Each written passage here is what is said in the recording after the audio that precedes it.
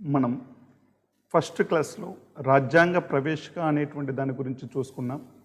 రాజ్యాంగ ప్రవేశిక అనేటువంటి దాని గురించి ఎక్స్ప్లెయిన్ చేసుకొని దానిలో మన రోల్ ఏంటి అంటే రాజ్యాంగ ప్రవేశిక అనేటువంటిది ఎలా అర్థం చేసుకోవాలి అనేటువంటిది నేర్చుకున్నాం.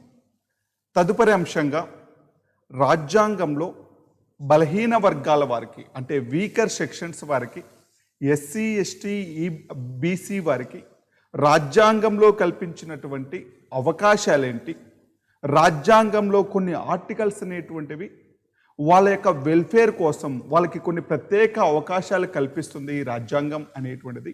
ఆ ఆర్టికల్స్ ఏంటి అనేటువంటివి చూసుకుందాం. రాజ్యాంగం వాళ్ళకి కల్పించినటువంటి ప్రత్యేక అవకాశాలు ఏంటి అనేటువంటివి చూసుకోవాలి. అసలు రాజ్యాంగంలో ఈ ఆర్టికల్స్ని ఎందుకు చేర్చుకున్నారు, వీళ్ళకి ప్రత్యేక అవకాశాలు ఇచ్చేటువంటి అంశాన్ని రాజ్యాంగంలో ఎందుకు ప్రవేశపెట్టారు అంటే శాసనశాఖ కానీ, కార్యనిర్వాహక శాఖ కానీ, న్యాయశాఖ కానీ, ఈ మూడు శాఖలు, ప్రభుత్వం అంటే మూడు శాఖలు ఉంటాయి.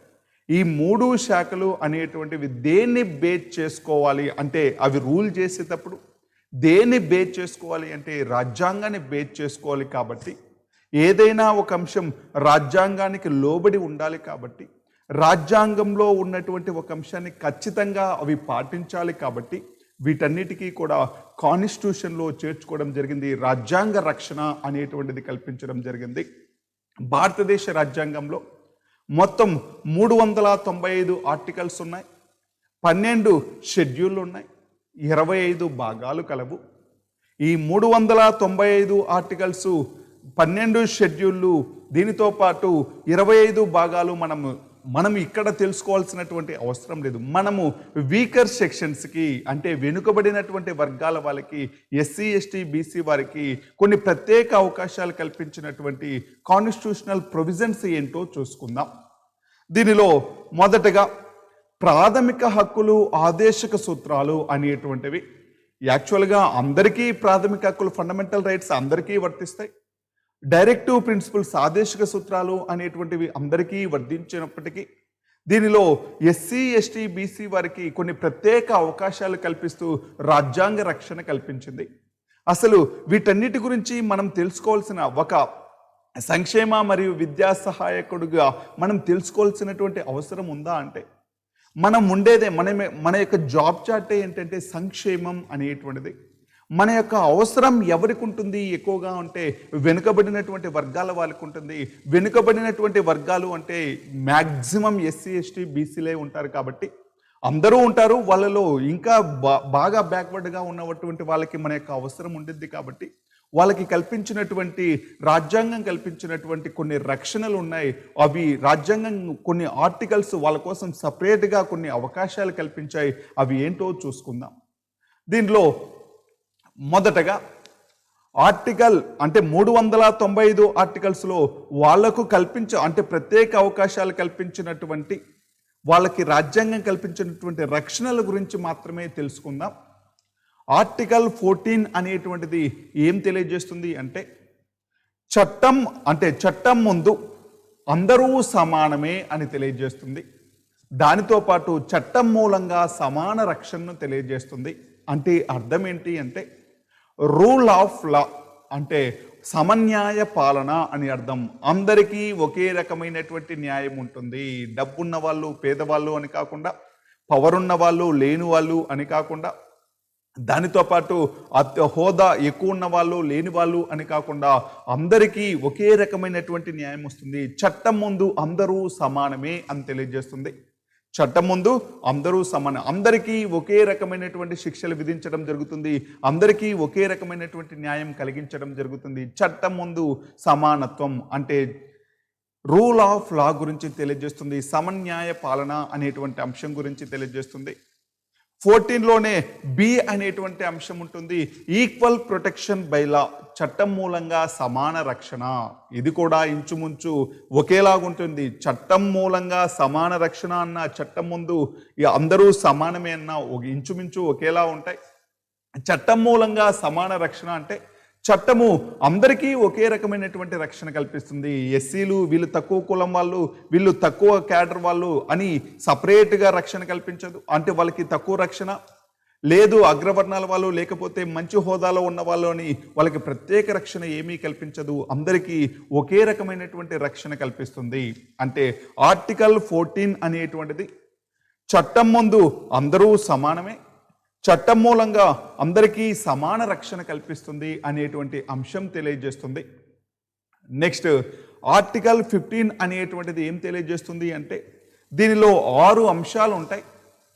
ఆర్టికల్ 15లో ఒకటి ఏం తెలియజేస్తుంది అంటే రాజ్యాంగం అనేటువంటిది అంటే ఏం చెప్పింది ఆర్టికల్ 15లో 1 అంటే రాజ్యం అనేటువంటిది పౌరుల మధ్య జాతి మత కుల లింగ వివక్షతలు చూపరాదు అని చెప్పింది.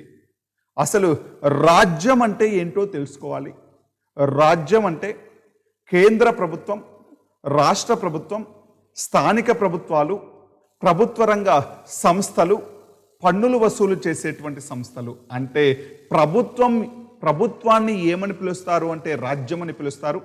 ప్రభుత్వం ఏం చేయాలి అంటే పౌరుల మధ్య ఎటువంటి వివక్షత చూపించరాదు. అతని యొక్క మతం వేరు అని, జాతి వేరు అని, కులం వేరు అని, దాంతోపాటు సెక్స్ వేరు అని చెప్పేసి, లింగం వేరు అని చెప్పేసి వాళ్ళ మధ్య ఎటువంటి వివక్షతలు చూపించరాదు, అందరూ సమానమే అని తెలియజేస్తుంది. అందరికీ సమాన అవకాశాలు కల్పించాలి అని చెప్పింది ఆర్టికల్ 15లో 1. అదేవిధంగా 15లో 2 అనేటువంటి ఆర్టికల్ ఏం చెప్పింది అంటే 15లో 2 అనేటువంటి ఆర్టికల్ పబ్లిక్ ప్రదేశాల్లో, పార్కుల్లో, హోటళ్లలో, రెస్టారెంట్లో అందరూ అంటే తిరిగేటువంటి ప్రదేశాల్లో అందరికీ కూడా ప్రవేశం కల్పించాలి. ఇక్కడ కొంతమంది అంటే నేను ఇక హోటల్ పెట్టుకున్నాను, నేను ఈ క్యాస్ట్ వాళ్ళకి మాత్రమే ఇవన్నీ సప్లై చేస్తాను, మిగతా వాళ్ళకి సప్లై చేయను అనడానికి లేదు. ఎందుకని అంటే ఆర్టికల్ 15లో 2 దాన్ని నిషేధించింది. ఏమని చెప్పింది? అందరికీ ప్రవేశం కల్పించాలి, అన్ని చోట్లకి అందరికీ ప్రవేశించాలి, హోటళ్ళకి, దాంతోపాటు షాపుల్లో, పార్కుల్లో, రెస్టారెంట్లో అందరికీ కూడా ప్రవేశం కల్పించాలి అని చెప్పింది ఆర్టికల్ 15లో 2 అనేటువంటిది. నెక్స్ట్ 15లో 3 అనేటువంటి ఆర్టికల్ ఏం చెప్పింది అంటే అందరూ సమానమే, అందరికీ సమాన అవకాశాలు కల్పించాలి అని చెప్పింది. వీళ్ళ మధ్య కులము, మతము, జాతి, మత, లింగ వివక్షతలు చూపించరాదు అని చెప్పినప్పటికీ 15లో 3 అనేటువంటి అంశం ఏం చెప్పింది అంటే మహిళలకి మరియు బాలికలు వీళ్ళు ఎప్పటి నుంచో వెనుకబడి ఉన్నారు. మహిళలు అనేటువంటి వాళ్ళు తరతరాలుగా వాళ్ళు వెనుకబడి ఉన్నారు. అందుకని వాళ్ళు పురుషులతో పాటు అభివృద్ధి చెందాలి అంటే వాళ్ళకి కొన్ని ప్రత్యేక అవకాశాలు కల్పించాలి అని చెప్పింది. 15లో 3 అనేటువంటి ఆర్టికల్ ఏం చెప్పింది అంటే మహిళలకి, చిన్నపిల్లలకి కొన్ని ప్రత్యేక అవకాశాలు కల్పించాలి, ఇది వివక్ష కిందికి రాదు అని చెప్పింది. అలా కల్పించడం, ప్రత్యేక అవకాశాలు కల్పించడం వివక్ష కిందికి రాదు అని చెప్పింది 15లో 3 అనేటువంటి ఆర్టికల్. నెక్స్ట్ 15లో 4 అనేటువంటి ఆర్టికల్ ఏం చెప్పింది అంటే ఎస్సీ, ఎస్టీ మరియు వెనుకబడిన వర్గాల వారికి కొన్ని ప్రత్యేక అవకాశాలు కల్పించాలి. ఈ షెడ్యూల్డ్ కులాలు, షెడ్యూల్డ్ తెగలు, వెనుకబడిన వర్గాలు అనేటువంటి వాళ్ళు ఇప్పుడు కాదు, చాలా అంటే కొన్ని వందల సంవత్సరాల నుంచి వాళ్ళు వెనుకబడి ఉన్నారు. వాళ్ళు అన్ని కులాలతో, అందరితో వాళ్ళు ఈక్వల్గా, వాళ్ళు కూడా సమానంగా రావాలి అంటే వాళ్ళు సమానంగా వచ్చేంత వరకు వాళ్ళకి కొన్ని ప్రత్యేక అవకాశాలు కల్పించడం వివక్ష కిందికి రాదు. అంటే 15లో 1, 2 అనేటువంటిదేమో ఎటువంటి వివక్షతలు చూపించరాదు అని చెప్పింది. తర్వాత 15లో 3 అనేటువంటిదేమో మహిళలకి, చిన్నపిల్లలకి ప్రత్యేక అవకాశాలు కల్పించడం అది రాజ్యాంగ విరుద్ధం ఏమీ కాదు అని చెప్పింది. 15లో 4 అనేటువంటిది షెడ్యూల్ అంటే ఎస్సీ, ఎస్టీ, బీసీ వారికి కొన్ని ప్రత్యేక అవకాశాలు కల్పించడం రాజ్యాంగ విరుద్ధమేమీ కాదు అని చెప్పింది. ఈ 15లో 4 అనేటువంటి అంశం మొదటి రాజ్యాంగ సవరణ చట్టం 1951 ద్వారా రాజ్యాంగంలో చేర్చుకోవడం జరిగింది.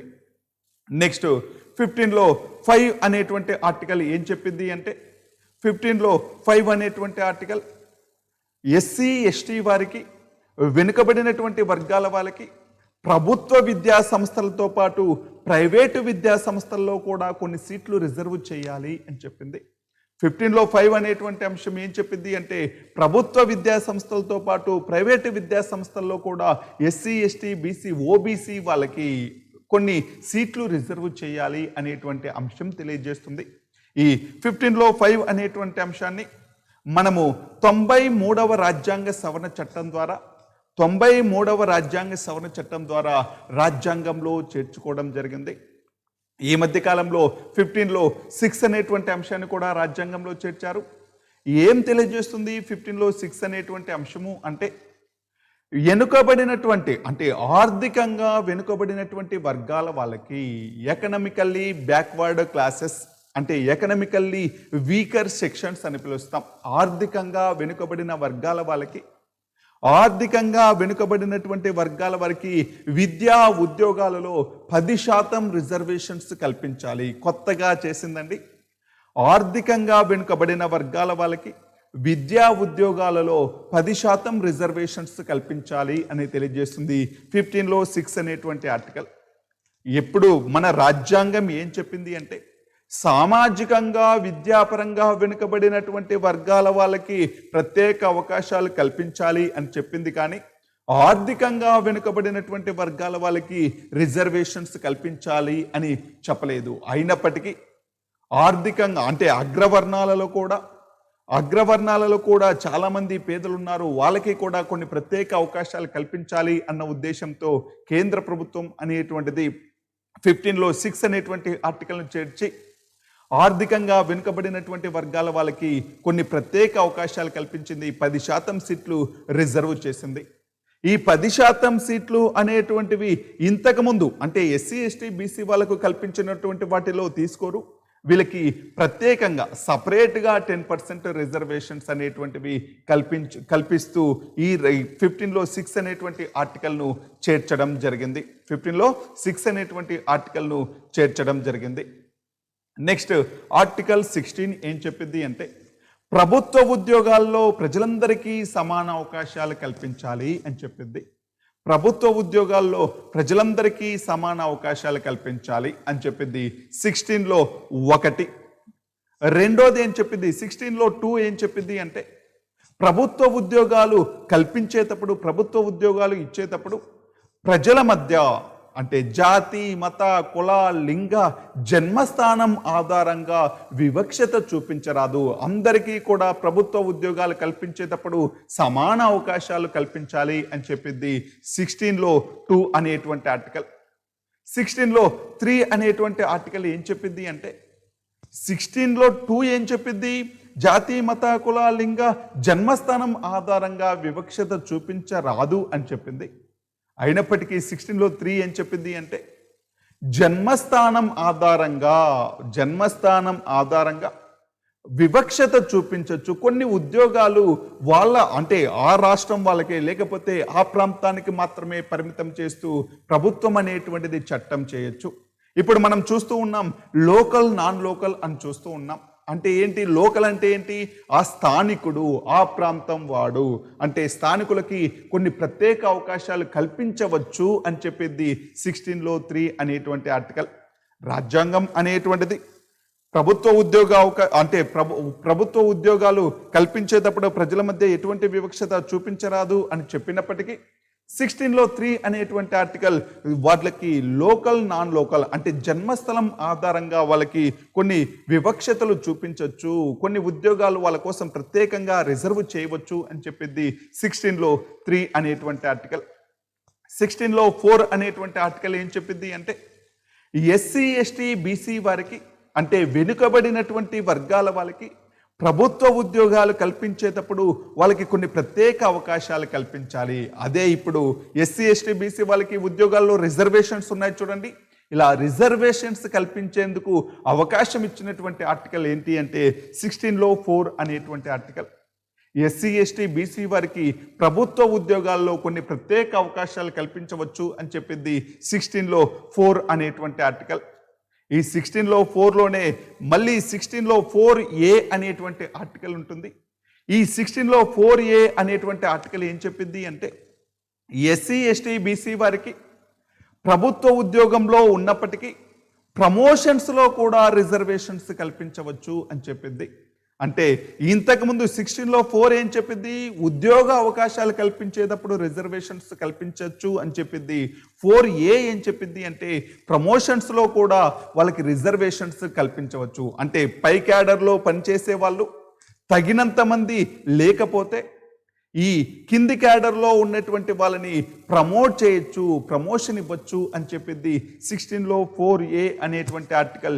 ఈ ఆర్టికల్ను ఏ రాజ్యాంగ సవరణ ద్వారా చేర్చుకున్నారు అంటే 77వ రాజ్యాంగ సవరణ చట్టం 1985 ద్వారా రాజ్యాంగంలో చేర్చుకోవడం జరిగింది.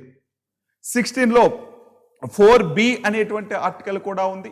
16లో 4B అనేటువంటి ఆర్టికల్ ఏం చెప్పింది అంటే ఒక్కొక్కసారి ఒక సంవత్సరం ఇచ్చినటువంటి నోటిఫికేషన్లో కొన్ని ఉద్యోగాలు అనేటువంటివి మిగిలిపోవడం జరుగుతుంది. అంటే ఎస్సీ ఎస్టీ బీసీ వాళ్ళకు కల్పించినటువంటి కొన్ని ఉద్యోగాలు తగినంత మంది ఎలిజిబుల్ క్యాండిడేట్స్ లేకుండా మిగిలిపోవడం జరుగుతుంది. ఈ మిగిలిపోయినటువంటి ఉద్యోగాలను తర్వాత సంవత్సరం మళ్ళీ వీళ్ళ చేతే, అంటే ఎస్సీ ఎస్టీ బీసీల చేతనే వీళ్ళ చేతనే మళ్ళీ ఫిలప్ చేయవలసి ఉంటుంది. అంటే ఏంటి అంటే క్యారీ ఫార్వర్డ్ రూల్ గురించి తెలియజేస్తుంది. క్యారీ ఫార్వర్డ్ రూల్ అంటే కిందటి సంవత్సరం మిగిలిపోయినటువంటి ఉద్యోగాలు ఈ సంవత్సరం భర్తీ చేసేటప్పుడు రిజర్వేషన్స్ 50% మించినప్పటికీ చెల్లుబాటు అవుతాయి అని చెప్పింది 16లో 4B అనేటువంటి ఆర్టికల్. దీనిని 81వ రాజ్యాంగ సవరణ చట్టం ద్వారా రాజ్యాంగంలో చేర్చుకోవడం జరిగింది.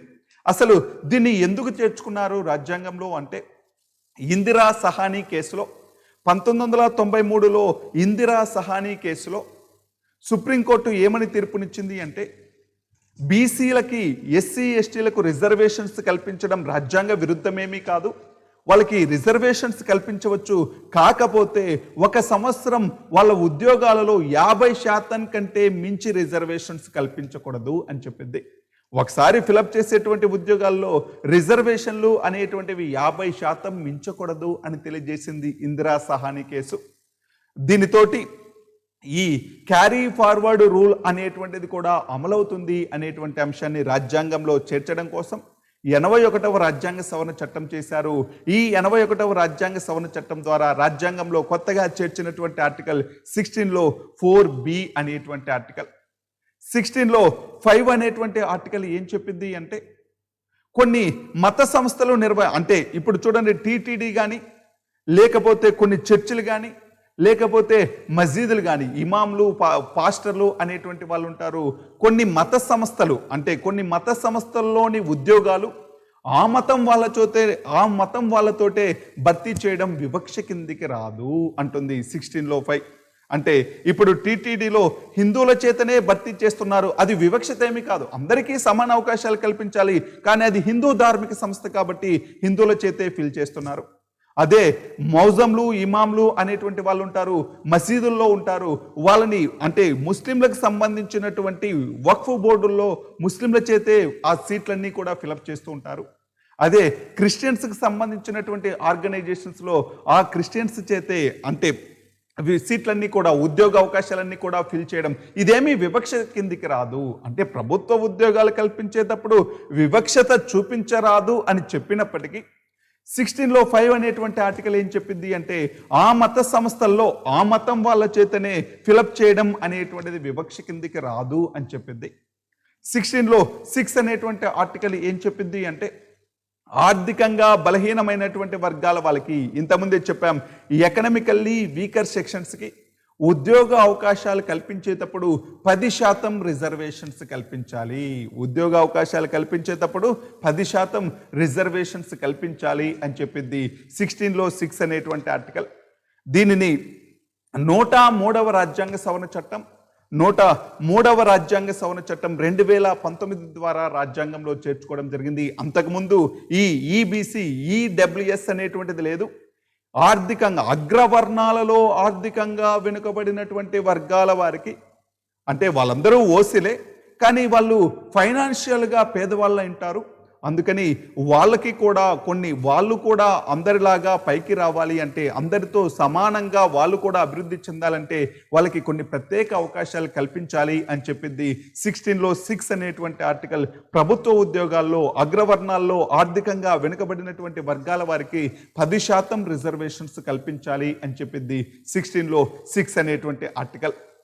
ఈ అగ్రవర్ణాలు అంటే ఈడబ్ల్యూఎస్ స్కీమ్ కింద ఎలిజిబుల్ ఎవరు అంటే, వాళ్ళ యొక్క వార్షిక ఆదాయం అనేటువంటిది 8 లక్షల కంటే మించరాదు. అంటే ఈ ఈడబ్ల్యూఎస్ స్కీమ్ కింద ఎలిజిబుల్ అవ్వాలి అంటే ఇయర్లీ ఇన్కమ్ ఎంత ఉండాలి అంటే 8 lakhs లోపు ఉండాలి.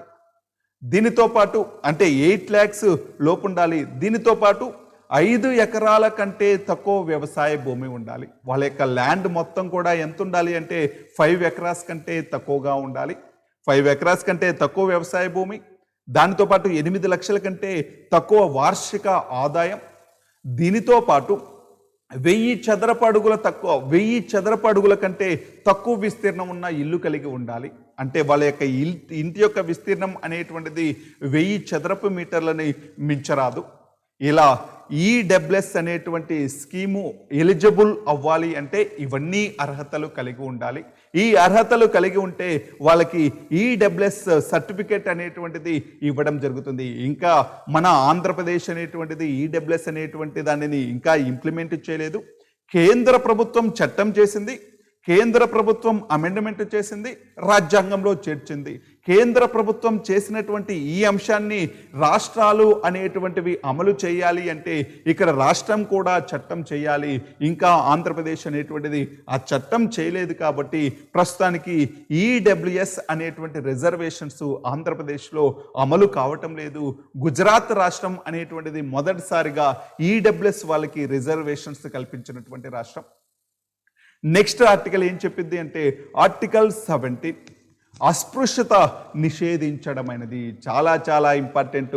మనం వెల్ఫేర్ అసిస్టెంట్గా గ్రామాలలో పనిచేస్తుంటాం కాబట్టి మనము ప్రతి విలేజ్లో కూడా ఇప్పటికీ ఈ అన్టచబిలిటీ, అస్పృశ్యత అనేటువంటిది, అంటరానితనం అనేటువంటిది ఇంకా కొనసాగుతూనే ఉంది. మనము సిటీస్లో చూసుకుంటే అర్బన్ ఏరియాస్లో చాలా వరకు ఈ అన్టచబిలిటీ అనేటువంటిది అబాలిష్ అయిపోయినప్పటికీ ఇంకా గ్రామాలలో ఈ అన్టచబిలిటీ అనేటువంటిది ఉంది. కాబట్టి ఈ అస్పృశ్యతని రాజ్యాంగపరంగా చట్టపరంగా నిషేధించారు ఆర్టికల్ 17. కానీ ఇప్పటికీ కొనసాగుతుంది. కాబట్టి మన యొక్క మినిమం డ్యూటీ ఏంటి అంటే ఈ అన్టచబిలిటీ అనేటువంటి దానికి సంబంధించి ప్రజలలో అవగాహన కల్పించి, నీ యొక్క ఏరియాలో ఎక్కడైనా ఇంకా అన్టచబిలిటీ అనేటువంటిది ఉంటే మీరు అక్కడ ఉండేటువంటి ప్రజలకి అవగాహన కల్పించి, అస్పృశ్యత అనేటువంటిది చట్టబద్ధంగా నేరం, రాజ్యాంగం కూడా నిషేధించింది, అందరూ ఈక్వలే, ఇటువంటి అస్పృశ్యత అంటరానితనం అనేటువంటిది పాటిస్తే మీకు ఈ రకమైనటువంటి శిక్షలు ఉంటాయి అని చెప్పి అక్కడ ప్రజల్ని చైతన్యవంతం చేసి వాళ్ళలో అవగాహన కల్పించి ఈ అంటరానితనం అనేటువంటి దానిని రూపుమాపడానికి మీరు కూడా మీ వంతు బాధ్యత నెరవేర్చవలసి ఉంటుంది. ఆర్టికల్ 17 ఏం చెప్పింది అంటే అబాలిషన్ ఆఫ్ అన్టచబిలిటీ అనేటువంటి దాని గురించి తెలియజేస్తుంది. అసలు అంటరానితనం అనేటువంటిది మనకు తరతరాలుగా ఎప్పటి నుంచో ప్రాచీన కాలం నుంచి కొన్ని వేల సంవత్సరాల నుంచి కొనసాగుతుంది. ఇప్పుడు మ్యాక్సిమం తొలగిపోయినప్పటికీ ఇంకా దాని యొక్క జాడలు అక్కడక్కడ కనిపిస్తూ ఉన్నాయి. ఈ మధ్య మనము పేపర్లలో కూడా చూస్తున్నాం. కాబట్టి ఈ అన్టచబిలిటీ అనేటువంటి దాన్ని రూపుమాపడానికి మీరు కూడా మీ వంతుగా బాధ్యత నెరవేర్చవలసి ఉంటుంది. ఈ అస్పృశ్యత అనేటువంటిది నిషేధించారు. మరి పాటిస్తే ఎటువంటి చర్యలు చేపడతారు అనేటువంటి దానికి సంబంధించి రాజ్యాంగంలో ఎక్కడా లేదు. అందుకనే అస్పృశ్యత నిషేధ చట్టం అనేటువంటి దాన్ని చేయడం జరిగింది. అంటరానితన నిషేధ చట్టం అనేటువంటి దాన్ని 1955 సంవత్సరంలో భారత ప్రభుత్వం చేసింది. ఈ అంటరానితనం అనేటువంటి పదం ఉపయోగించడం కరెక్ట్ కాదు. ఇప్పటికీ అందరూ అభివృద్ధి చెందారు, అందరూ కూడా అంటే వాళ్ళకి ఒక మంచి పదం ఉపయోగించండి, ఇంకా అస్పృశ్యులు అంటరాని వాళ్ళు అని పిలవకూడదు అని మైసూరు హైకోర్టు తీర్పునిస్తే ఈ అంటరానితన నిషేధ చట్టం ప్లేస్లో protection of civil rights act 1976లో చేయడం జరిగింది. అంటే పౌర హక్కుల రక్షణ చట్టంగా పేరు మార్చారు. 1955 సంవత్సరంలో అంటరానితన నిషేధ చట్టం యొక్క పేరును 1976లో ఎలా మార్చారు అంటే పౌర హక్కుల రక్షణ చట్టంగా మార్చడం జరిగింది. ఇలా రాజ్యాంగంలోని ఆర్టికల్ 14, ఆర్టికల్ 15, ఆర్టికల్ 16, ఆర్టికల్ 17 అనేటువంటివి ఈ వీకర్ సెక్షన్స్కి అంటే ఎస్సీ, ఎస్టీ, బీసీ వాళ్ళకి, వెనుకబడిన వర్గాల వారికి, ఆర్థికంగా వెనుకబడినటువంటి వర్గాల వాళ్ళకి కొన్ని ప్రత్యేక అవకాశాలు కల్పించడం గురించి తెలియజేస్తున్నాయి. నెక్స్ట్ ఆర్టికల్ 19 అనేటువంటిది స్వేచ్ఛా హక్కు, రైట్ టు ఫ్రీడమ్. ఆర్టికల్ 19 అనేటువంటిది స్వేచ్ఛా హక్కు గురించి తెలియజేస్తుంది. ఈ స్వేచ్ఛా హక్కులో ఆర్టికల్ 19లో యాక్చువల్గా 7 స్వేచ్ఛా స్వతంత్రాలు ఉండేటివి, స్వేచ్ఛా స్వతంత్రాలు అని పిలుస్తారు. కానీ ప్రస్తుతం ఆర్టికల్ 19లో 6 స్వతంత్రాలు మాత్రమే ఉన్నాయి. ఆర్టికల్ 19లో 6 స్వతంత్రాలు, ఒకదాన్ని తొలగించడం జరిగింది. దేన్ని తొలగించారనేది చూద్దాం. ఆర్టికల్ 19లో ఏ స్వేచ్ఛలు ఉన్నాయంటే భావ ప్రకటన స్వేచ్ఛ. 19లో ఏ అనేటువంటి ఆర్టికల్ ఏం చెప్పింది అంటే భావ ప్రకటన స్వేచ్ఛ, వాక్ స్వతంత్ర స్వేచ్ఛ. అంటే ఫ్రీగా నీ యొక్క భావాన్ని ఎక్స్ప్రెస్ చేయగలగాలి. ఎవరైనా రాజకీయ పార్టీని విమర్శించాలనుకుంటే విమర్శించవచ్చు, అదే ఎవరైనా పొగడాలనుకుంటే పొగడవచ్చు. నీ యొక్క ఫీలింగ్స్ని స్వేచ్ఛగా ఎక్స్ప్రెస్ చేయొచ్చు, నీకు నచ్చినది మాట్లాడవచ్చు. వాక్ ప్రకటన, భావ ప్రకటన స్వేచ్ఛ అనేటువంటిది ఉంటుంది 19లో ఏ అనేటువంటి ఆర్టికల్. 19లో బి అనేటువంటి ఆర్టికల్ ఏం తెలియజేస్తుంది అంటే శాంతియుతంగా సమావేశం అవ్వచ్చు. ఎప్పుడైనా కూడా శాంతియుతంగా సమావేశం అవ్వచ్చు అంటే మనమందరము ఒక మీటింగ్ అనేటువంటిది ఎటువంటి గొడవలు జరగకుండా మనం శాంతి భద్రతలు పరిరక్షిస్తూ ఒక మీటింగ్ అనేటువంటిది కండక్ట్ చేసుకోవచ్చు, సమావేశాలు అనేటువంటివి పెట్టుకోవచ్చు అని చెప్తుంది ఆర్టికల్లో 19లో బి అనేటువంటిది. 19లో సి అనేటువంటి ఆర్టికల్ ఏం తెలియజేస్తుంది అంటే సంఘాలను ఏర్పాటు చేసుకునేటువంటి స్వేచ్ఛ. అంటే కుల సంఘాలు కావచ్చు, రాజకీయ పార్టీలు కావచ్చు, కార్మిక సంఘాలు కావచ్చు, వేటినైనా కూడా ఏర్పాటు చేసుకోవచ్చు అని చెప్పింది 19లో సి అనేటువంటి ఆర్టికల్.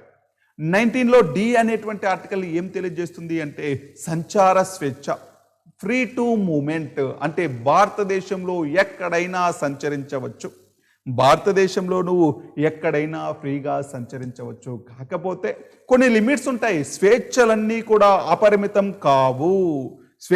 ప్రతి స్వేచ్ఛకి కూడా పరిమితి ఉంటుంది. శాంతి భద్రతలకు భంగం కలిగించరాదు, అనైతిక కార్యక్రమాలు అనేటువంటివి చేయరాదు, దేశ సమైక్యతకు భంగం కలిగించరాదు. ఇలా ఇవన్నీ కూడా అంటే సమైక్యతకు భంగం కలిగించకుండా, శాంతి భద్రతలకు భంగం కలిగించకుండా, అనైతిక కార్యక్రమాలు, దొంగతనాలు లాంటివి చేయకుండా మిగతా నీ యొక్క స్వేచ్ఛని నీవు అనుభవించవచ్చు అని చెప్పడం జరుగుతుంది.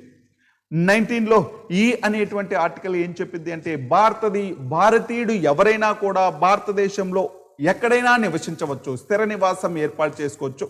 ఇప్పుడు మనం ఆంధ్ర ప్రాంతం వాళ్ళు మీరు వెళ్ళి ఢిల్లీలో స్థిర నివాసం ఏర్పాటు చేసుకోవచ్చు. అంతేగాని మీరు ఆంధ్ర వాళ్ళు మీరు ఢిల్లీకి వచ్చి స్థిర నివాసం ఏర్పాటు చేసుకోవడానికి లేదు అనకూడదు. ఎక్కడైనా స్థిర నివాసం ఏర్పాటు చేసుకోవచ్చు. కాకపోతే కొన్ని లిమిట్స్ ఉన్నాయి. ఎక్కడెక్కడ లిమిట్స్ ఉన్నాయంటే మొన్నటి వరకు జమ్మూ కాశ్మీర్లో ఉండేటివి 370 ఆర్టికల్ ఉన్నప్పుడు, జమ్మూ కాశ్మీర్కు స్వయం ప్రతిపత్తి ఉన్నప్పుడు, జమ్మూ కాశ్మీర్కు కొన్ని ప్రత్యేక అవకాశాలు ఉన్నప్పుడు, జమ్మూ కాశ్మీర్ రాష్ట్రం కాని వ్యక్తులు అంటే బయటి వ్యక్తులు ఎవరు కూడా స్థిర నివాసం ఏర్పాటు చేసుకునేటువంటి అవకాశం లేదు.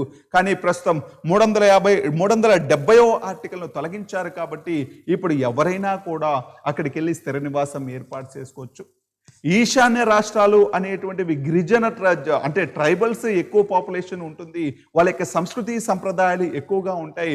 ఈ సివిలైజ్డ్ పీపుల్ అంటే ఇతర రాష్ట్రాల వాళ్ళు సివిలైజ్డ్ పీపుల్ ఈ ట్రైబల్ ఏరియాకి వెళ్తే వాళ్ళ యొక్క సంస్కృతి సంప్రదాయాలు దెబ్బతింటాయి, దానితో పాటు వాళ్ళ యొక్క పాపులేషన్ అనేటువంటిది తగ్గిపోతుంది అన్న కారణం చూపి ఈ ఈశాన్య రాష్ట్రాల్లో కూడా స్థిర నివాసం ఏర్పాటుకు అవకాశం కల్పించలేదు. ఇలా కొన్ని పరిమితులు ఉన్నప్పటికీ మిగతా భారతదేశంలో ఎక్కడైనా కూడా స్థిర నివాసం ఏర్పాటు చేసుకోవచ్చు అని చెప్పింది 19లో ఈ అనేటువంటి ఆర్టికల్.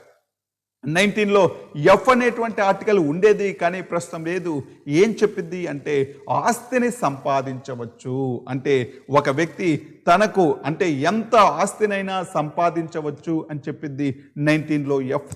కానీ ప్రస్తుతం 19లో ఎఫ్ అనేటువంటి ఆర్టికల్ను తొలగించడం జరిగింది. 19లో ఎఫ్ అనేటువంటి ఆర్టికల్ను తొలగించారు. ఆస్తి హక్కు అనేటువంటి ఆర్టికల్ను తొలగించి వేసి 44వ రాజ్యాంగ సవరణ చట్టం 1978 ద్వారా ఆస్తి హక్కును తొలగించడం జరిగింది. 19లో ఎఫ్ అనేటువంటి ఆర్టికల్ను 44వ రాజ్యాంగ సవరణ చట్టం ద్వారా 1978వ సంవత్సరంలో తొలగించడం జరిగింది. ప్రస్తుతం ఆస్తి హక్కు అనేటువంటిది ఒక చట్టబద్ధమైనటువంటి హక్కు. 300A అనేటువంటి ఆర్టికల్ ఒక చట్టబద్ధమైనటువంటి ఒక సాధారణ హక్కులాగా చెప్పింది ఆస్తి హక్కు గురించి. 19లో జీ అనేటువంటి ఆర్టికల్ ఏం చెప్పింది అంటే ప్రతి వ్యక్తి తనకు నచ్చినటువంటి వృత్తిని చేపట్టవచ్చు, ఏ వృత్తినైనా చేపట్టవచ్చు. నువ్వు ఏ ఆక్యుపేషన్ అయినా తీసుకోవచ్చు. నువ్వు పొలం పనులు వ్యవసాయం చేసుకుంటావా, లేకపోతే వృత్తి పనులు చేసుకుంటావా, లేకపోతే ఇంకేదైనా వృత్తి చేసుకుంటావా అనేటువంటిది మన యొక్క ఇష్టం మీద ఆధారపడి ఉంటుంది. మనకు ఆ స్వేచ్ఛ ఉంది. కాకపోతే నాకు దొంగతనం ఇష్టమని చెప్పేసి దొంగతనం చేయకూడదు, లేకపోతే ప్రాస్టిట్యూషన్ లాంటివి సమాజానికి ఏవైతే చెడు సంకేతాలు పంపిస్తాయో అటువంటి పనులు చేయకూడదు. అవి తప్ప మిగతావి ఏవైనా చేయవచ్చు అనేటువంటి స్వేచ్ఛ మనకుంది. ఇలా 19th ఆర్టికల్ అనేటువంటిది మొత్తం 6 స్వతంత్రాల గురించి తెలియజేస్తుంది. నెక్స్ట్ ఇంకా బలహీన వర్గాల వాళ్ళకి మిగతా అంటే ఇంకా రాజ్యాంగం అనేక రక్షణ కల్పించింది. ఆర్టికల్ 23 అనేటువంటిది ఏం తెలియజేస్తుంది అంటే ఆర్టికల్ 23 అనేటువంటిది మనుషుల అక్రమ రవాణా, వెట్టి చాకిరి, జోగినీ వ్యవస్థ, బసవనీ వ్యవస్థ, దేవదాసీ వ్యవస్థ ఇటువంటివన్నీ కూడా నిషేధించడమైంది. చాలా చాలా ఇంపార్టెంట్. ఆర్టికల్ 23 అనేటువంటిది మనుషుల అక్రమ రవాణా, జోగినీ వ్యవస్థ, దేవదాసీ వ్యవస్థ, వెట్టి చాకిరీ వ్యవస్థ, బాండెడ్ లేబర్ ఇవన్నీ కూడా నిషేధించడమైనది అని చెప్పడం జరిగింది. అసలు వెట్టి చాకిరీ అంటే ఎటువంటి తను చేస్తున్నటువంటి పనికి ఎటువంటి వేతనం చెల్లించకుండా అతని చేత పని చేపించుకోవడం, ఇదే వెట్టి చాకిరీ. దీన్ని ప్రాచీన కాలంలో బేగార్ సిస్టమ్ అని కూడా పిలిచేటువంటి వాళ్ళు. బేగార్ సిస్టమ్, మనం చేస్తున్నటువంటి పనికి ప్రతిఫలం చెల్లించకపోతే దాన్ని బేగార్ సిస్టమ్ అని పిలుస్తారు. ఇంకా సమాజం అనేటువంటిది అభివృద్ధి చెందుతున్నటువంటి ఇటువంటి దశలో కూడా ఇంకా వెట్టి చాకిరీ అనేటువంటిది ఉండకూడదు అనేటువంటి ఉద్దేశంతో ఈ ఆర్టికల్ 23 ద్వారా వెట్టి చాకిరీని నిషేధించడం అనేది అని చెప్పడం జరిగింది. మరి రాజ్యాంగంలో ఈ వెట్టి చాకిరీని నిషేధించారు, మరి పాటిస్తే ఏం చేయాలి అనేటువంటి దానికి సంబంధించి వెట్టి చాకిరీ అనేటువంటి దాన్ని ఎవరైనా ఫాలో అవుతుంటే వాళ్ళకి ఎటువంటి శిక్షలు వేయాలి అనేటువంటి దాని గురించి పార్లమెంట్ అనేటువంటిది ఒక చట్టం చేసింది. 1976వ సంవత్సరంలో వెట్టి చాకిరీని నిషేధిస్తూ చట్టం చేయడం జరిగింది. ఇప్పుడు కూడా గ్రామాలలో అంటే చాలా వరకు ప్రస్తుతం వెట్టి చాకిరీ అనేటువంటిది లేదు. అయినప్పటికీ ఎక్కడో ఇంకా కొన్ని చోట్ల వెట్టి చాకిరీ అనేటువంటిది కనిపించేటువంటి అవకాశం ఉంది. ఇలా ఈ వెట్టి చాకిరీ అనేటువంటిది చేపించకూడదు, వెట్టి చాకిరీ ఫాలో అయితే ఇటువంటి శిక్షలు ఉన్నాయి అని చెప్పి మోటివేట్ చేయవలసినటువంటి అవసరం మనందరిపైన ఉంది. దీనితో పాటు దేవదాసి వ్యవస్థ, జోగినీ వ్యవస్థ అనేటువంటి దాన్ని కూడా నిషేధించడమైనది.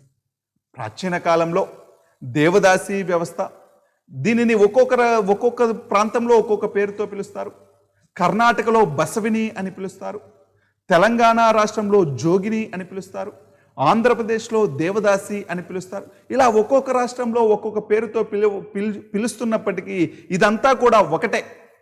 అసలు ప్రాచీన కాలంలో దేవదాసి వ్యవస్థ అనేటువంటిది ఎందుకు వచ్చింది? అసలు దేవదాసీలు అంటే ఎవరు అంటే ఏదైనా ఒక గ్రామంలో కొంతమంది వ్యక్తులకి, లేకపోతే వాళ్ళ కుటుంబంలో ఎవరైనా వ్యక్తికి ఆరోగ్యం బాగలేక చనిపోయినప్పుడు, లేకపోతే ఏదైనా వాళ్ళకి అరిష్టం అనేటువంటిది జరిగినప్పుడు వాళ్ళ యొక్క గ్రామ దేవతకి వాళ్ళు కొన్ని మొక్కులు మొక్కుంటారు.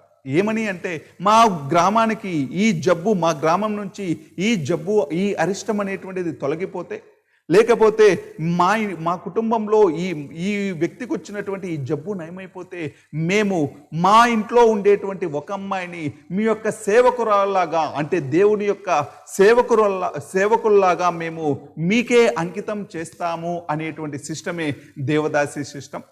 ప్రాచీన కాలంలో దేవదాసులు అనేటువంటి వాళ్ళు దేవునికే అంకితమైపోయినటువంటి వాళ్ళు. దేవాలయంలోనే వాళ్ళు నివసిస్తూ ఉంటారు. ఈ దేవుడి గుడిని శుభ్రం చేస్తూ రోజు అక్కడ పూజలు అనేటువంటివి జరిగేయడానికి వీళ్ళు కూడా సహాయం చేస్తూ ఉంటారు దేవదాసీలు అనేటువంటి వాళ్ళు.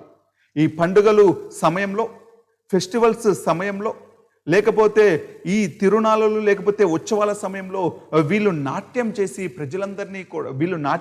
ప్రజలందరినీ కూడా ఆనందపరుస్తూ ఉండేటువంటి వాళ్ళు.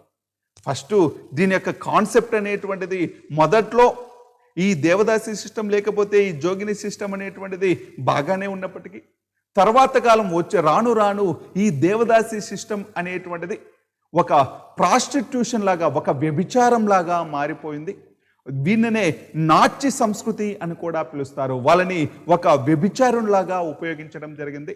ఈ దేవదాసినులు పెళ్లి చేసుకోకూడదు. వాళ్ళు యవ్వనం అంటే వాళ్ళు యంగ్ ఏజ్లో ఉన్నప్పుడు వీళ్ళందరినీ ఒక విలేజ్కి సంబంధించినటువంటి కామన్ ప్రాపర్టీ లాగా యూజ్ చేసుకోవడం జరుగుతుంది. ఆ దేవదాసి అనేటువంటి ఆవిడ్ని ఎంగేజ్లో బాగానే ఉన్నప్పటికీ వయసు అయిపోయిన తర్వాత ఆమె యొక్క అంటే జీవితం చాలా దుర్బలమైపోతుంది. కాబట్టి సమాజం అన్ని రంగాల్లో ముందుకు వెళ్తున్నప్పటికీ ఇప్పటికీ ఈ అనాగరికమైనటువంటి ఈ దేవదాసి సిస్టమ్, జోగిని సిస్టమ్ ఉండకూడదు అని చెప్పేసి ఈ దేవదాసి సిస్టమ్ను నిషేధించడమైనది అని చెప్పింది ఆర్టికల్ 23. మరి ఈ దేవదాసి సిస్టమ్ను రాజ్యాంగం నిషేధించింది, పార్లమెంటు కూడా ఒక చట్టం చేసింది. ఈ దేవదాసి సిస్టమ్ అనేటువంటి దాన్ని ఫాలో చేస్తే ఎవరైనా కూడా ఇంకా పాటిస్తూ ఉంటే వాళ్ళకి శిక్షలు అనేటువంటివి ఖరారు చేస్తూ 1988వ సంవత్సరంలో అబాలిషన్ ఆఫ్ దేవదాసి సిస్టమ్ అనేటువంటి చట్టం కూడా చేయడం జరిగింది. ప్రస్తుతం మన ఆంధ్ర ప్రాంతంలో ఒక రాయలసీమ ఏరియాలో అంటే కర్నూలు, అనంతపురం ఏరియాల్లో ఇప్పటికీ ఈ కొన్ని చోట్ల చాలా వరకు దేవదాసి సిస్టమ్ అనేటువంటిది అబాలిషన్ అయిపోయింది. ఇప్పటికీ కొన్ని చోట్ల అమల్లో ఉంది. కాబట్టి ఇంకా ఎక్కడైనా ఇటువంటి సిస్టమ్ని ఫాలో చేస్తుంటే, పాటిస్తుంటే, ఎవరినైనా దేవదాసిగా వాళ్ళకి ఇష్టం ఉన్నా ఇష్టం లేకపోయినా మారుస్తూ ఉంటే ఇది తప్పు అని చెప్పి వాళ్ళందరినీ మోటివేట్ చేయవలసినటువంటి అవసరం ఉంది. ఆ విషయం గురించి పై అధికారులకు మనం తెలియజేయాల్సినటువంటి బాధ్యత మనందరిపైన ఉంది. ఇది ఆర్టికల్ 23. ఆర్టికల్ 24 అనేటువంటి ఆర్టికల్ ఏం తెలియజేస్తుంది అంటే బాల కార్మిక వ్యవస్థ నిషేధం. 14 సంవత్సరాల లోపు పిల్లల్ని ఎవరినైనా కూడా పనిలో పెట్టుకోకూడదు. అందరినీ కూడా వాళ్ళందరినీ స్కూలుకు పంపించాలి, వాళ్ళందరూ చదువుకునేలాగా ప్రోత్సహించాలి అని తెలియజేస్తుంది ఆర్టికల్ 24. ఎవరైనా బాల కార్మికులు ఎవరైనా చిన్నపిల్లల్ని 14 సంవత్సరాల లోపు పనిలో పెట్టుకుంటే వాళ్ళందరూ చట్టబద్ధంగా శిక్షించబడతారు అని చెప్పింది ఆర్టికల్ 24 అనేటువంటిది. ఆర్టికల్ 29, 30 ఈ రెండు ఆర్టికల్స్ ఏం తెలియజేస్తాయంటే అల్పసంఖ్యాక వర్గాల వాళ్ళకి అంటే మైనారిటీస్ కల్పించబడినటువంటి ప్రత్యేక అవకాశాల గురించి తెలియజేస్తాయి. ఆర్టికల్ 29 అనేటువంటిది ఏం చెప్పింది అంటే మైనారిటీస్ అనేటువంటి వాళ్ళు, అల్పసంఖ్యాక వర్గాల వాళ్ళు తమ యొక్క భాష, తమ యొక్క లిపి, తమ యొక్క సంస్కృతిని పరిరక్షించుకోవచ్చు. ఈ 29 ఆర్టికల్ ప్రకారం అల్పసంఖ్యాక వర్గాల వాళ్ళు ఉండేది చాలా తక్కువ మంది ఉంటారు. అందుకని రాను అంటే కాలం జరిగే కొద్దీ వాళ్ళ యొక్క భాష, లిపి, సంస్కృతి కనుమరుగైపోవచ్చు. అలా కనుమరుగు కాకుండా వాళ్ళు తమ సంస్కృతిని, తమ భాషని, లిపిని పరిరక్షించుకోవచ్చు అని చెప్పింది ఆర్టికల్ 29 అనేటువంటిది. లిపి అనేటువంటిది రాయడానికి ఉపయోగపడుతుంది, భాష అనేటువంటిది మాట్లాడడానికి ఉపయోగపడుతుంది. ఇలా వాళ్ళ యొక్క కల్చర్ని పరిరక్షించుకోవచ్చు అని చెప్పింది ఆర్టికల్ 29. ఆర్టికల్ 30 అనేటువంటిది ఏం చేస్తుంది అంటే ఈ అల్పసంఖ్యాక వర్గాల వాళ్ళు తమ యొక్క భాష, లిపి, సంస్కృతిని పరిరక్షించుకోవడానికి కొన్ని యూనివర్సిటీస్ను కూడా స్థాపించుకోవచ్చు, విశ్వవిద్యాలయాలు కూడా ఏర్పాటు చేసుకోవచ్చు. అలా యూనివర్సిటీస్ని ఏర్పాటు చేసుకునేటప్పుడు, కాలేజీలను స్థాపించుకునేటప్పుడు ప్రభుత్వం వీళ్ళపైన ఎటువంటి వివక్షత చూపించరాదు అని తెలియజేస్తుంది ఆర్టికల్ 30 అనేటువంటిది. ఇవన్నీ కూడా ప్రాథమిక హక్కుల్లో ఈ వెనుకబడినటువంటి వర్గాల వాళ్ళకు కల్పించినటువంటి ప్రత్యేక అవకాశాలు. అదేవిధంగా ఆదేశిక సూత్రాల్లో కూడా వీళ్ళకి కొన్ని ప్రత్యేక అవకాశాలు కల్పించారు. ప్రాథమిక హక్కులు అనేటువంటివి న్యాయ సంరక్షణ కలవి న్యాయస్థానాల ద్వారా మనం సాధించుకోగలుగుతాం. కానీ ఆదేశిక సూత్రాలకు న్యాయ సంరక్షణ లేదు, వీటిని కోర్టుల ద్వారా మనం సాధించుకోలేము. అసలు ఆదేశిక సూత్రాలు అనేటువంటివి ప్రజల యొక్క శ్రేయస్సును అంటే శ్రేయో రాజ్యం స్థాపించడానికి, సంక్షేమ రాజ్యం స్థాపించడానికి ఉపయోగపడతాయి. సామ్యవాద భావాలు, భారత రాజ్యాంగంలో సామ్యవాదాలు కలిగినటువంటి భాగం ఆదేశిక సూత్రాలు అనేటువంటివి. ఈ ఆదేశిక సూత్రాలు అనేటువంటివి ఏం తెలియజేస్తున్నాయి ఒకసారి చూద్దాం. ఆర్టికల్ 38 అనేటువంటిది ఏం చేస్తుంది అంటే ప్రజలందరి మధ్య సామాజిక, ఆర్థిక, రాజకీయ న్యాయాన్ని పెంపొందించాలి. అంటే ప్రజలందరి మధ్య కూడా సాంఘిక, ఆర్థిక, రాజకీయ న్యాయాన్ని పెంపొందించాలి అని తెలియజేస్తుంది. అంటే అందరికీ కూడా ఒకే రకమైనటువంటి న్యాయం అనేటువంటిది అమలు చేయాలి. సమాజంలో అగ్రవర్ణాల వాళ్ళు, పేదవాళ్ళు అని కాకుండా, అదేవిధంగా పవర్ ఉన్న వాళ్ళు, పవర్ లేని వాళ్ళు అని కాకుండా అందరికీ ఒకే రకమైనటువంటి న్యాయం అమలు చేయాలి. అందరి మధ్య సామాజిక, ఆర్థిక, రాజకీయ న్యాయంను పెంపొందించాలి అని తెలియజేస్తుంది 38లో 1 అనేటువంటి ఆర్టికల్. 38లోనే 2 అనేటువంటి ఆర్టికల్ ఏం తెలియజేస్తుంది అంటే అంతస్తుల్లో, అవకాశాల్లో ప్రజలందరి మధ్య సమానత్వాన్ని పెంపొందించాలి అని తెలియజేస్తుంది. అంతస్తుల్లో, అవకాశాల్లో అందరి మధ్య సమానత్వాన్ని పెంపొందించాలి, అందరూ ఈక్వల్గా అయ్యేలాగా చూడాలి రాజ్యం అని తెలియజేస్తుంది. రాజ్యం అంటే ఎవరో కాదండి, ప్రభుత్వం. రాజ్యం అంటే కేంద్ర ప్రభుత్వం, రాష్ట్ర ప్రభుత్వం, స్థానిక ప్రభుత్వాలు ఏదైనా కావచ్చు, ఇవన్నీ కూడా రాజ్యం పరిధిలోకే వస్తాయి. అదేవిధంగా 39 ఆర్టికల్ ఏం చెప్పింది అంటే ప్రజలందరికీ జీవనోపాధి కల్పించాలి అని చెప్పింది. ప్రజలందరికీ జీవనోపాధి కల్పించాలి, సహజ వనరులపైన ప్రభుత్వమే నియంత్రణ నెలకొల్పాలి, సంపదని వికేంద్రీకరించాలి, సమాన పనికి సమాన వేతనం అందించాలి, బాలబాలికలు, వృద్ధులు, స్త్రీలు అనేటువంటి వాళ్ళు తమ శక్తికి మించి పనిచేయకుండా చూడాల్సిన బాధ్యత ప్రభుత్వానిదే. దానితో పాటు ఈ యువతీ యువకులు దుర్వ్యసనాల బారిన పడకుండా కాపాడుకోవాల్సినటువంటి బాధ్యత కూడా రాజ్యందే అని చెప్పింది ఆర్టికల్ 39 అనేటువంటిది. ఆర్టికల్ 40 అనేటువంటిది ఏం తెలియజేస్తుంది అంటే గ్రామ పంచాయతీ వ్యవస్థను ఏర్పాటు చేయాలి. మహాత్మా గాంధీ కలలు కన్నటువంటి గ్రామ స్వరాజ్యం అనేటువంటిది పొందాలి అంటే, గ్రామ స్వరాజ్యం సంపాదించాలి అంటే పంచాయతీరాజ్ వ్యవస్థను ఏర్పాటు చేయాలి అని చెప్పింది ఆర్టికల్ 40 అనేటువంటిది. ఆ పంచాయతీరాజ్ వ్యవస్థను ఏర్పాటు చేయడంలో అంటే పంచాయతీరాజ్ వ్యవస్థను ఎప్పుడో ఏర్పాటు చేసినప్పటికీ 73 అమెండ్మెంట్ అనేటువంటిది 73వ రాజ్యాంగ సవరణ చట్టం ద్వారా 1993లో పంచాయతీరాజ్ వ్యవస్థను ఏర్పాటు చేసినప్పటికీ పంచాయతీలకు ఇప్పటి వరకు కూడా పూర్తి సామర్థ్యం మేరకు పనిచేయటం లేదు, వాళ్ళకి పూర్తి హక్కులు కల్పించలేదు. కానీ ప్రస్తుతం వచ్చినటువంటి ప్రభుత్వం అనేటువంటిది ఈ గ్రామ పంచాయతీ వ్యవస్థను స్ట్రెంథెన్ చేయడం కోసం, ప్రజల వద్దకే పరిపాలనను అందించడం కోసం, ప్రజలకు పరిపాలన అనేటువంటిది ప్రజల దగ్గరికి తీసుకెళ్లడం కోసం ఈ మధ్య కాలంలో గ్రామ సచివాలయ వ్యవస్థ అనేటువంటిది ప్రారంభించింది. ఈ సంస్కరణ అనేటువంటిది, ఈ సిస్టము సక్సెస్ అయింది అంటే, ఒక్కసారి ఈ సిస్టమ్ అనేటువంటిది స్ట్రీమ్ లైన్ అయింది అంటే ప్రజలందరికీ మొత్తం అంటే గవర్నమెంట్ నుంచి వచ్చేటువంటి ప్రతి పథకం కూడా ప్రజలకు 100% అందుతుంది. ఒకప్పుడు రాజీవ్ గాంధీ గారు ప్రధానమంత్రిగా ఉన్నప్పుడు ₹1 రూపీ అనేటువంటిది ప్రభుత్వం రిలీజ్ చేస్తే బెనిఫిషియరీకి 18 పైసలు మాత్రమే చేరుతుంది అని చెప్పాడు రాజీవ్ గాంధీ గారు. ఎందుకని అంటే ప్రభుత్వానికి ప్రజలకి మధ్య చాలా గ్యాప్ ఉండిపోయింది. ఆ గ్యాప్ను ఫిల్ చేయడానికే పంచాయతీరాజ్ వ్యవస్థ వచ్చింది. ఆ గ్యాప్ను ఫిల్ చేయడానికే ప్రస్తుత ప్రభుత్వం అనేటువంటిది గ్రామ సచివాలయ వ్యవస్థ అనేటువంటి దాన్ని తీసుకురావడం జరిగింది. ఈ గ్రామ సచివాలయంలో పనిచేసేటువంటి ఎంప్లాయీస్ అనేటువంటి వాళ్ళు ప్రజలతో ప్రత్యక్ష సంబంధాలు కలిగి ఉంటారు. ఈ గ్రామ సచివాలయ వ్యవస్థ అనేటువంటిది సరిగ్గా పనిచేస్తే ఇంకా ప్రభుత్వం నుంచి వచ్చేటువంటి ప్రతి రూపాయి కూడా ఈ బెనిఫిషరీస్కి ప్రజలకు అందుతుంది. అందుకని మనందరము కూడా గ్రామ పంచాయతీ వ్యవస్థలో పనిచేసేటువంటి గ్రామ సెక్రటరీలో పనిచేసేటువంటి ప్రతి ఉద్యోగి కూడా బాధ్యతగా తమ యొక్క విధులు మొత్తాన్ని కూడా నిర్వర్తించాలి. నెక్స్ట్ 41 అనేటువంటి ఆర్టికల్ ఏం చెప్పింది అంటే పని హక్కు గురించి, అంటే పని కోరినటువంటి ప్రతి వ్యక్తికి కూడా పని కల్పించాలి. అలా కల్పించకపోతే వాళ్ళకి జీవనోపాధి అలా కల్పించకపోతే వాళ్ళకి భృతి చెల్లించాలి. అంటే నీకు పని కావాలి అని కోరుకుంటే నీకు పని ఇవ్వాలి. నేను పని చేస్తానయ్యా, నాకు ఎక్కడైనా పని చూపించండి అంటే పని ఇవ్వాలి. నీకు పని చూపించకపోతే నీ యొక్క కుటుంబం గడవడానికి నీకు భృతినైనా చెల్లించాలి. అందుకే ఏం చేస్తున్నారు ఈ మధ్య కాలంలో?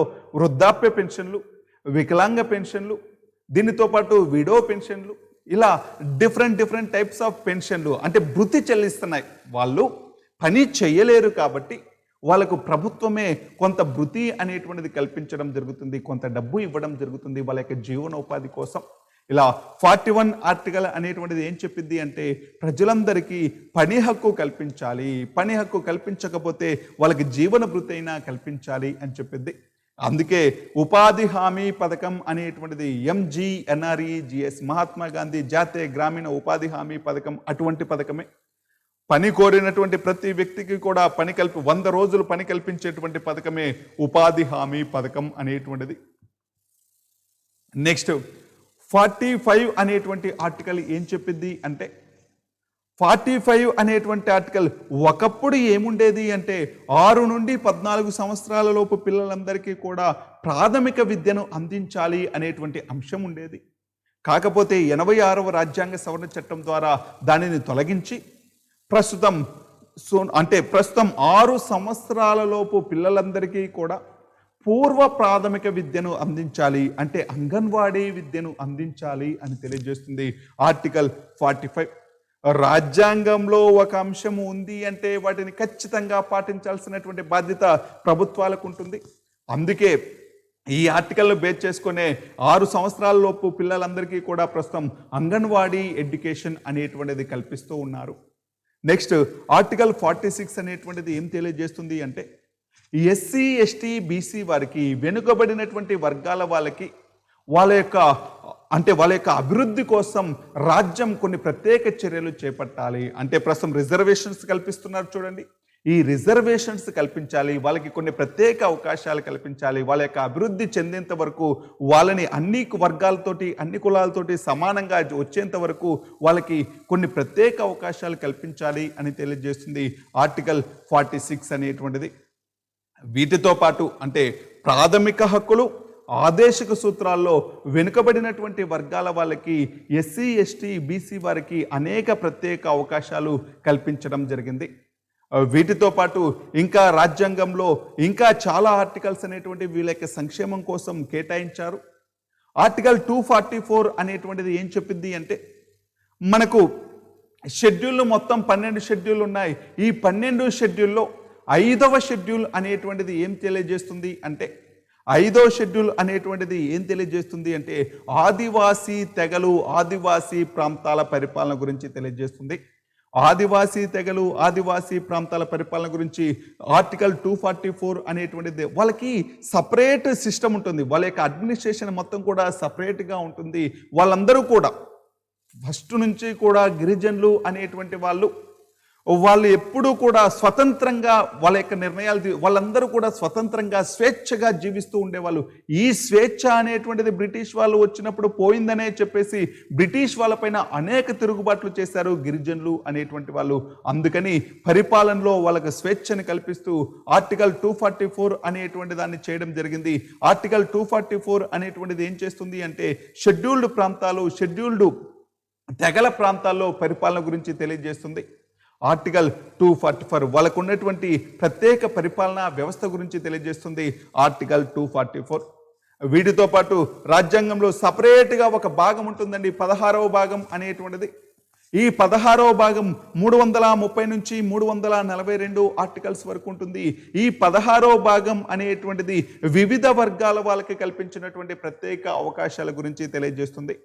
ఈ 16వ భాగంలో మొత్తం 330 నుంచి 342 ఆర్టికల్స్ అనేటువంటివి వివిధ వర్గాల వాళ్ళకి కల్పించినటువంటి ప్రత్యేక అవకాశాల గురించి తెలియజేస్తుంది. అసలు ఏమున్నాయి ఈ 16వ భాగంలో అనేటువంటిది చూసుకుందాం. 330 అనేటువంటి ఆర్టికల్ ఏం చెప్పింది అంటే లోక్సభలో SC, ST వారికి కొన్ని సీట్లు రిజర్వ్ చేయాలి. వాళ్ళ యొక్క జనాభా నిష్పత్తి ప్రకారం వాళ్ళ యొక్క పాపులేషన్ రేషియో ప్రకారం ఎస్సీ ఎస్టీ వారికి కొన్ని ప్రత్యేక అంటే కొన్ని సీట్లు రిజర్వ్ చేయాలి. ఎక్కడ? లోక్సభలో 47 సీట్లు ఎస్టీలకి, 84 సీట్లు ఎస్సీలకు రిజర్వ్ చేయడమైనది. ప్రస్తుతం 330 ఆర్టికల్ అనేటువంటిది లోక్సభలో ఎస్సీ ఎస్టీ వారికి కొన్ని సీట్లు రిజర్వ్ చేయాలి అని చెప్పింది.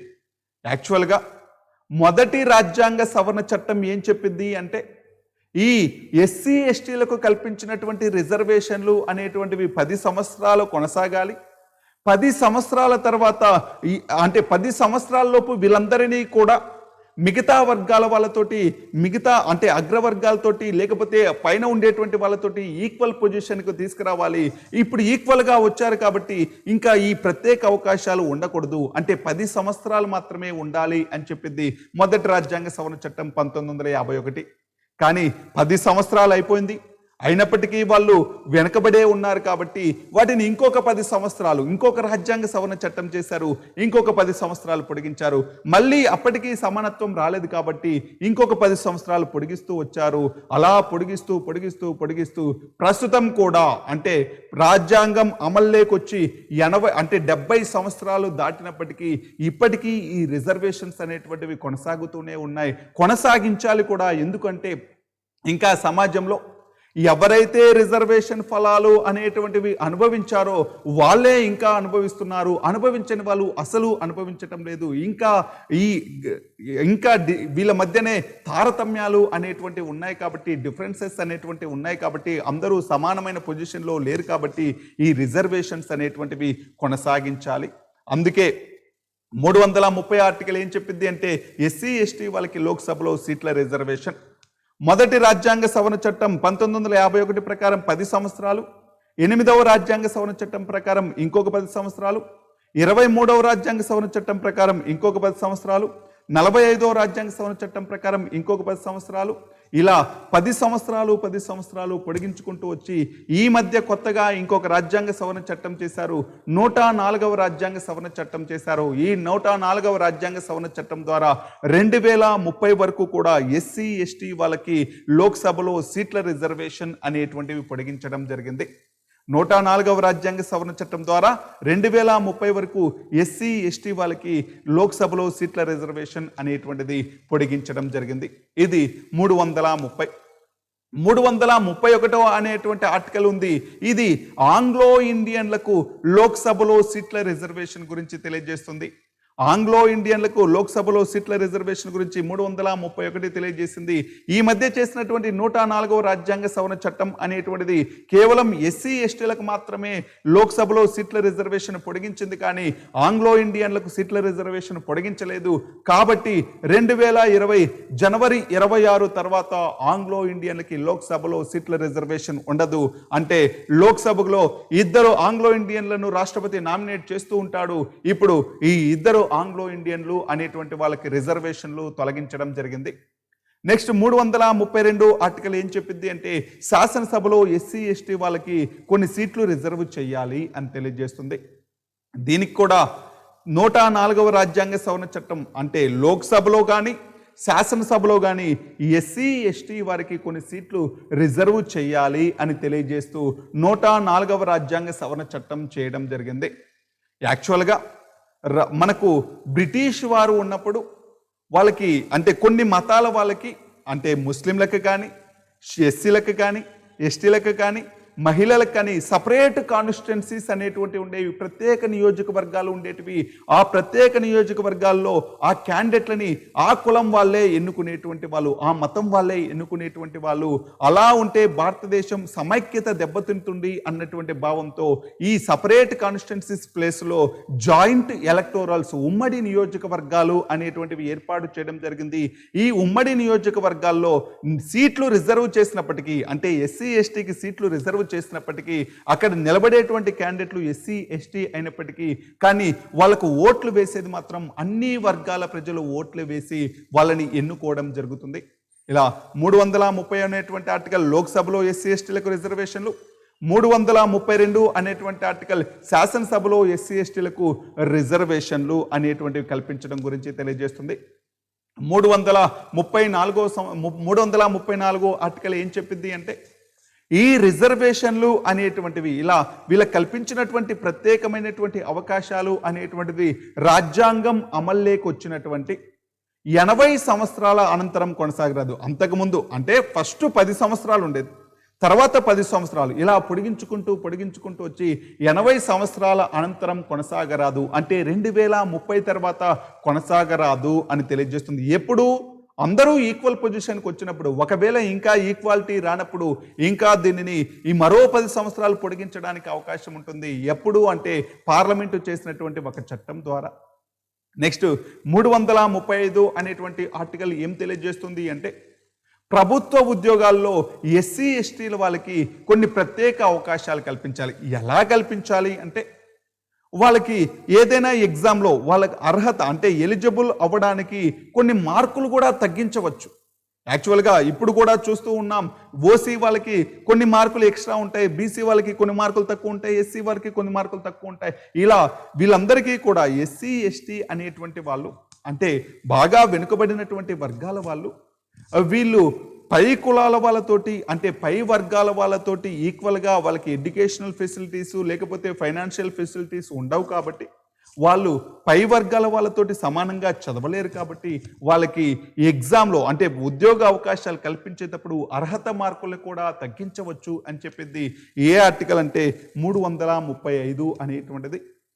338 అనేటువంటి ఆర్టికల్ ఏం చెప్పింది అంటే ఎస్సీ ఎస్టీలకి అంటే ఎస్సీ ఎస్టీలకు కాదు, ఓన్లీ ఎస్సీస్కి national commission for scheduled caste అంటే ఏంటి అంటే ఈ ఎస్సీలకు రాజ్యాంగం కల్పించినటువంటి హక్కులు ఎలా అమలవుతున్నాయో పరిశీలించి ఈ హక్కులు అనేటువంటివి ఇంకా పర్టికులర్గా అమలు చేయాలి అంటే ఎలాంటి సూచనలు అంటే ఎలాంటి చర్యలు చేపట్టాలి అనేటువంటి సూచనలు ప్రభుత్వానికి ఇస్తూ ఉంటుంది ఈ national commission for scheduled caste, SC commission అని పిలవడం జరుగుతుంది. ఈ ఎస్సీ కమిషన్ ఒక చైర్మన్ ఉంటాడు, దీనితో పాటు 4 సభ్యులు ఉంటారు. ఏం చెప్పింది ఈ ఎస్సీ కమిషన్ యొక్క డ్యూటీ ఏంటి అంటే ఎస్సీలకు రాజ్యాంగం కల్పించినటువంటి అవకాశాలు ఎలా అమలవుతున్నాయో పరిశీలించి ఒకవేళ ఇంకా సరిగా అమలవకపోతే వాటిని ఎలా అమలు చేయాలి అనేటువంటి సూచనలు తయారు చేసి తమ యొక్క వార్షిక రిపోర్టును రాష్ట్రపతికి అందించడం జరుగుతుంది. రాష్ట్రపతి పార్లమెంటుకు సబ్మిట్ చేయడం జరుగుతుంది ఈ ఎస్సీ కమిషన్ ఇచ్చినటువంటి రిపోర్టుని. అదేవిధంగా 338 అనేటువంటి ఆర్టికల్ ఏం తెలియజేస్తుంది అంటే ఎస్టీ కమిషన్ గురించి చెప్పింది. నేషనల్ ఎస్టీ కమిషన్ అంటే national commission for scheduled tribes అనేటువంటి దాని గురించి తెలియజేస్తుంది. అంటే రాజ్యాంగం ఎస్టీలకు కల్పించినటువంటి అదేవిధంగా గిరిజనులకు కల్పించినటువంటి ప్రత్యేక అవకాశాల గురించి వాళ్ళకు తెలియజేస్తూ ఈ రాజ్యాంగం కల్పించినటువంటి హక్కులు ఎలా అమలవుతున్నాయో పరిశీలించి అమలవకపోతే అమలు చేయడం అంటే ఎలా అమలు చేయాలి అనేటువంటి విషయాన్ని ఒక రిపోర్టు తయారు చేసి రాష్ట్రపతికి సబ్మిట్ చేయడం జరుగుతుంది.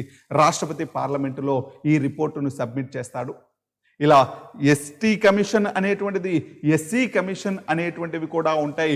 ఇవి ఎస్సీ ఎస్టీలకు సంబంధించినటువంటి ఈ రాజ్యాంగపరమైనటువంటి హక్కులు అమలు విధానం గురించి ఇవన్నీ కూడా అంటే అమలు ఎలా అవుతున్నాయో పరిశీలిస్తూ ఉంటాయి ఈ ఎస్సీ కమిషన్ ఎస్టీ కమిషన్ అనేటువంటిది. 338B అనేటువంటి ఆర్టికల్ ఈ మధ్య కాలంలో కొత్తగా వచ్చినటువంటి ఆర్టికల్. 102వ రాజ్యాంగ సవరణ చట్టం ప్రకారం రాజ్యాంగంలో చేర్చుకున్నారు 338B అనేటువంటి ఆర్టికల్. ఈ 338B అనేటువంటి ఆర్టికల్ ఏం తెలియజేస్తుంది అంటే వెనుకబడిన వర్గాల వాళ్ళకి అంటే బీసీలకు కూడా ఒక నేషనల్ కమిషన్ ఏర్పాటు చేస్తూ ఈ బీసీలకు కూడా నేషనల్ కమిషన్ ఏర్పాటు చేయాలి అని చెప్పింది ఏ రాజ్యాంగ సవరణ చట్టము అంటే 102వ రాజ్యాంగ సవరణ చట్టం. ఈ 102వ రాజ్యాంగ సవరణ చట్టం ప్రకారం 338B అనేటువంటి ఆర్టికల్ని చేర్చుకొని నేషనల్ కమిషన్ ఫర్ బీసీ అనేటువంటి దాన్ని చేర్చుకోవడం జరిగింది.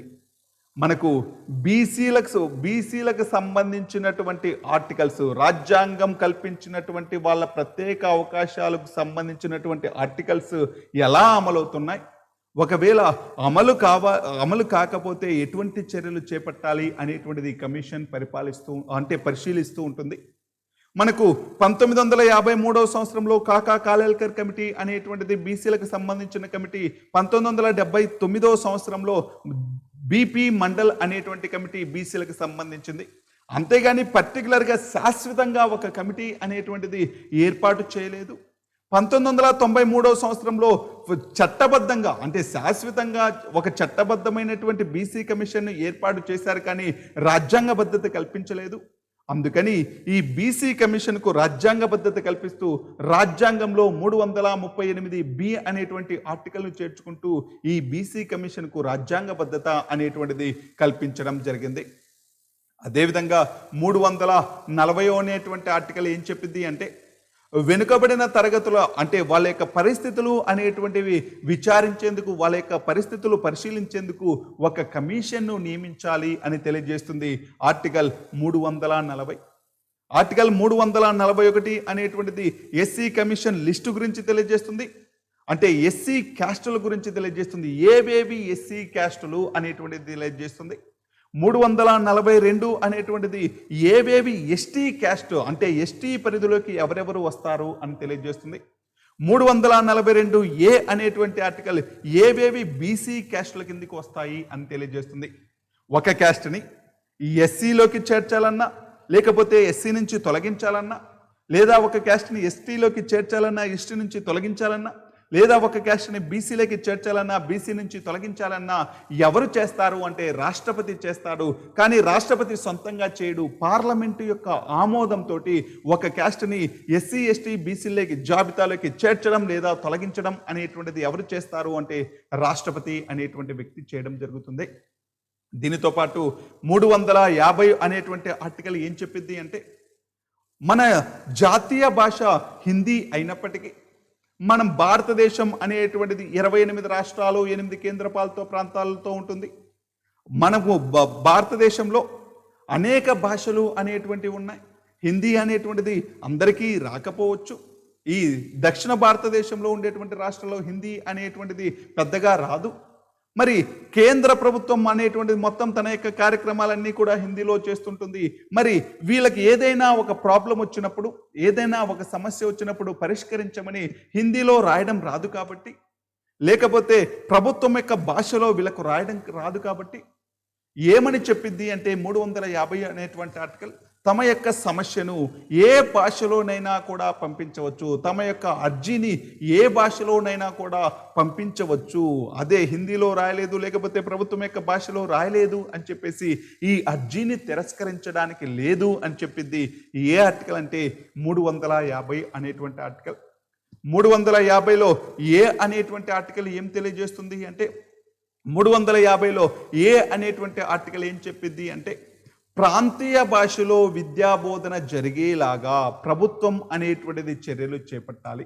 అంటే తమ యొక్క సొంత భాషలో, తమ యొక్క ప్రాంతీయ భాషలో విద్యాబోధన జరిగేలాగా ప్రభుత్వం అనేటువంటిది చర్యలు చేపట్టాలి అని చెప్పింది ఏ ఆర్టికల్ అంటే 350 ఏ అనేటువంటిది. 350లో బి అనేటువంటి ఆర్టికల్ ఏం తెలియజేస్తుంది అంటే, మైనారిటీ భాషల సంక్షేమం కోసం ప్రతి రాష్ట్రం కూడా ఒక ప్రత్యేక కార్యాలయాన్ని ఏర్పాటు చేయాలి అని చెప్పింది 350లో బి అనేటువంటి ఆర్టికల్. వీటితో పాటు పంచాయతీరాజ్ వ్యవస్థలో కూడా ఈ ఎస్సీ ఎస్టీ బీసీ వారికి కొన్ని ప్రత్యేక అవకాశాలు కల్పించారు. వాళ్ళకి కొన్ని రిజర్వేషన్లు కల్పించారు.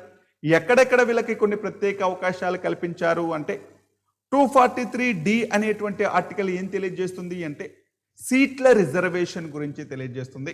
ఎస్సీ ఎస్టీలకి వాళ్ళ యొక్క జనాభా నిష్పత్తి ప్రకారం పంచాయతీరాజ్ సంస్థలు అంటే స్థానిక సంస్థలు అంటే ఎంపీటీసీలు, జెడ్పీటీసీలు, సర్పంచులు ఇటువంటి వాటిల్లో వాళ్ళ యొక్క జనాభా రేషియో ప్రకారం రిజర్వేషన్స్ కల్పించాలి. ఇలా రిజర్వేషన్స్ కల్పించినప్పుడు మొత్తం సీట్లలో 50% సీట్లు మహిళలకు రిజర్వ్ చేయాలి అని తెలియజేస్తుంది ఏ ఆర్టికల్ అంటే 243D అనేటువంటి ఆర్టికల్. అంటే ఏంటి అంటే, రాజ్యాంగం అనేటువంటిది 243D అనేటువంటి ఆర్టికల్లో ఏం తెలియజేస్తుంది అంటే, పంచాయతీరాజ్ వ్యవస్థలో అంటే స్థానిక సంస్థల్లో ఎస్సీ ఎస్టీలకు రిజర్వేషన్ల గురించి తెలియజేస్తుంది.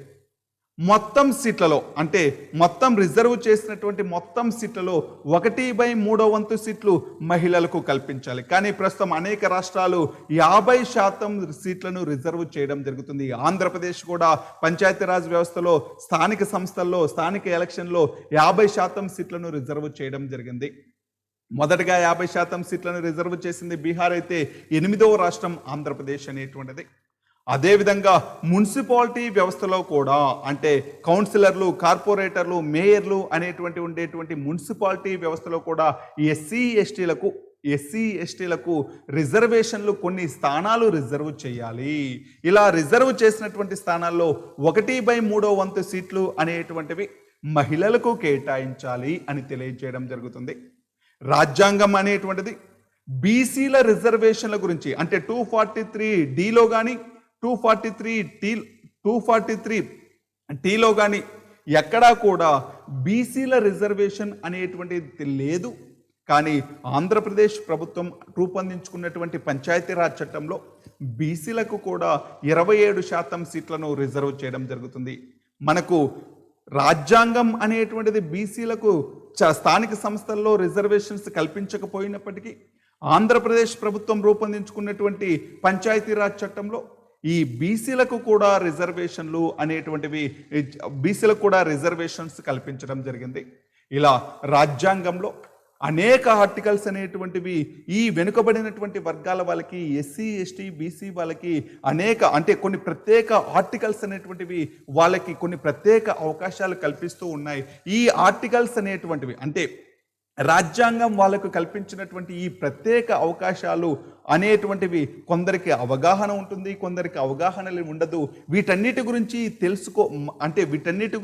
తెలుసుకొని వీళ్ళకి అంటే గ్రామంలో మనం పనిచేసేటువంటిది విలేజ్ల్లో పంచాయతీల్లో కాబట్టి గ్రామాల్లో కాబట్టి వీటన్నిటికీ సంబంధించినటువంటి అవగాహన ప్రజల్లో కల్పించి వాళ్ళకు రాజ్యాంగం కల్పించినటువంటి ఈ అవకాశాలు పూర్తి స్థాయిలో వాళ్ళు పొందేలాగా మనం చేయవలసినటువంటి బాధ్యత మనందరిపైన ఉంది. ఒక వెల్ఫేర్ అండ్ ఎడ్యుకేషనల్ అసిస్టెంటే కాదు, సచివాలయ వ్యవస్థే కాదు, ప్రతి ఒక్క పౌరుడికి కూడా వాళ్ళకు రాజ్యాంగం కల్పించినటువంటి వాళ్ళ ప్రత్యేక అవకాశాలు, రిజర్వేషన్లు, వాళ్ళ యొక్క రక్షణలు వీటన్నిటి గురించి వాళ్ళకు అవగాహన కలిగించి తెలియజేసి వాళ్ళ హక్కులు వాళ్ళు పూర్తి స్థాయిలో అనుభవించడానికి మనందరం కూడా అంటే చాలా మందికి తెలుసు, తెలియని వాళ్ళకి అవగాహన కల్పించవలసినటువంటి బాధ్యత మనందరిపైన ఉంది. ఇది రాజ్యాంగం వీళ్ళకు వెనుకబడినటువంటి వర్గాల వాళ్ళకి కల్పించినటువంటి ప్రత్యేక అవకాశాలు.